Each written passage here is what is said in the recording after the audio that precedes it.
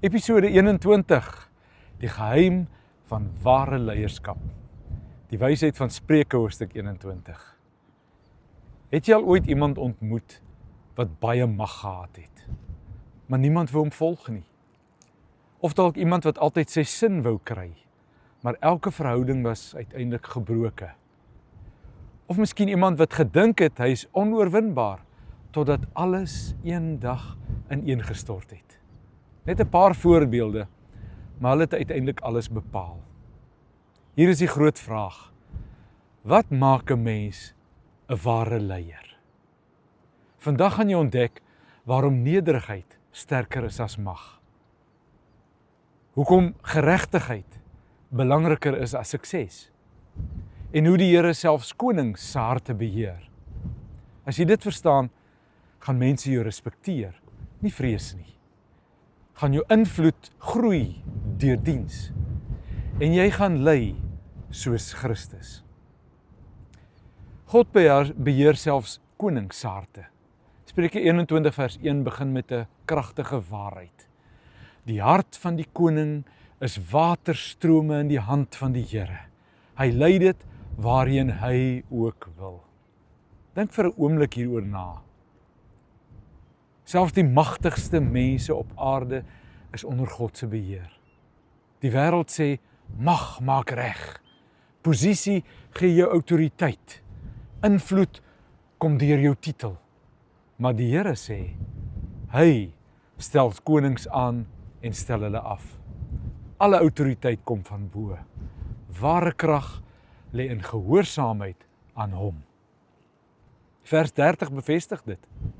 Geen wysheid, geen verstandigheid, ja, geen raad hou stand teen die Here nie. Die waarheid is, die Here se plan sal altyd volvoer word. Nie jou ambisies nie. Geregtigheid is belangriker as offers. Spreuke 21 vers 3 sê, om geregtigheid en reg te doen, is vir die Here verkiesliker as offers. Hierdie is 'n revolusionêre gedagte. God verkies gehoorsaamheid bo godsdienstigheid. Wat beteken dit prakties? Dit beteken, jou eerlikheid in sake is belangriker as jou kerkbywoning. Hoe jy jou werknemers behandel, is belangriker as jou tiende. Jou integriteit in verhoudings is belangriker as jou gebede. Vers 27 waarsku ons, die offer van die goddelose is afstootlik. Hoeveel te meer as dit gebring word met 'n slinkse bedoeling. Ware aanbidding begin in die hart. Opregte motiewe, 'n rein gewete, 'n gehoorsame lewe. Die vraag is nie, hoeveel offer jy nie, die vraag is, hoe leef jy? Hoogmoed kom voor die val. Spreuke 21 vers 4, identifiseer die sonde wat alles verwoes. Hoogmoedige oë en 'n verwaande hart, die lamp van goddeloses, is sonde. Hier is die gevaar van sukses. Sukses kan jou laat dink jy het dit self bereik.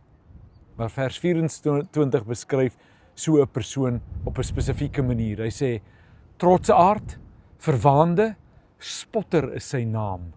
Hy wat handel in oorweldigende trotsheid. Trots manifesteer deur die volgende leefwyses. Jy luister nie meer na raad nie. Jy dink jou manier is die enigste manier. Jy gee ander mense skuld vir probleme. Jy kan nie meer jammer sê nie. Vers 21 gee die teenoorgestelde. Wie geregtigheid en goedheid najag, sal lewe vind, geregtigheid en eer. Nederigheid bring wysheid deur luister, groei deur leer, vrede deur vergifnis en seën deur diens. Die vraag is, bou jy op trotse grond of op nederige fondamente? Wyse beplanning teenoor roekelose haas. Spreuke 21 vers 5 leer ons die volgende. Hy sê die planne van die vlytige is net tot voordeel, maar elkeen wat oorhaastig is, kom net tot gebrek. Die Here hou van wyse beplanning, maar hy het 'n afskie aan roekelose haas. Vers 31 balanseer dit perfek vir ons. Hy skryf, die perd word toegerus vir die dag van die stryd, maar die oorwinning is deur die Here. Hieruit leer ons 2 waarhede. Nommer 1, jy moet jou deel doen, berei voor, werk hard. Nommer 2, die uiteinde is in God se hande, nie in jou beplanning nie. Hy skuld jou nie oorwinning nie. Vers 25 en 26 waarsku teen luiheid. Hy skryf, die begeerte van die lui hart bring hom in die lewe, omdat sy hande weier om te werk.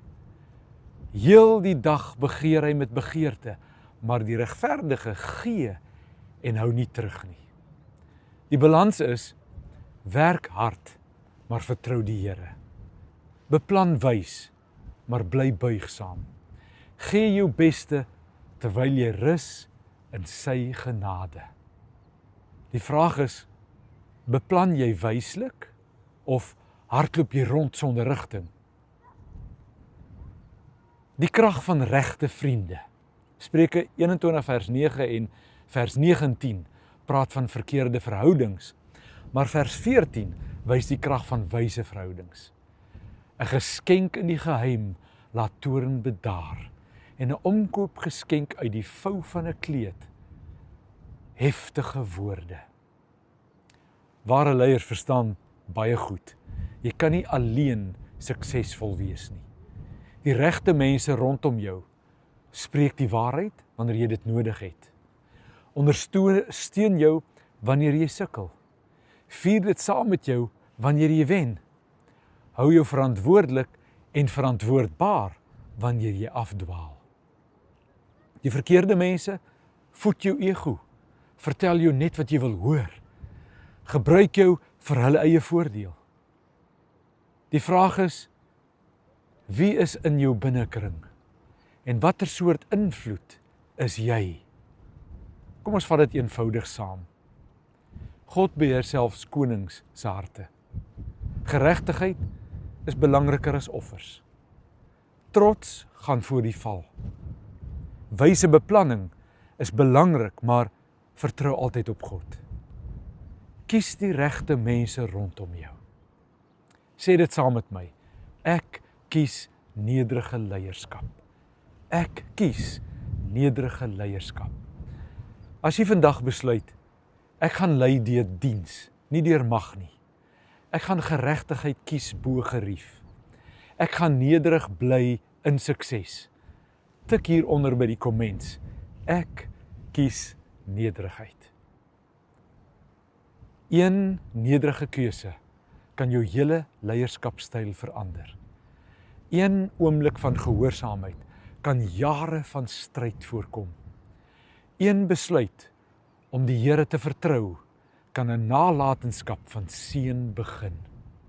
Die vraag is nie, het jy 'n titel nie? Die vraag is ook nie, het jy invloed nie? Die vraag is, hoe gebruik jy jou invloed?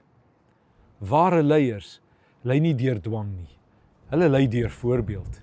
Nie deur vrees nie, deur respek. Nie deur mag nie, deur liefde. Tot volgende keer. Lei met nederigheid, lei met integriteit. Ek groet hier vanuit World's End, werklik die einde van die wêreld uit Noorwe. Wees geseënd.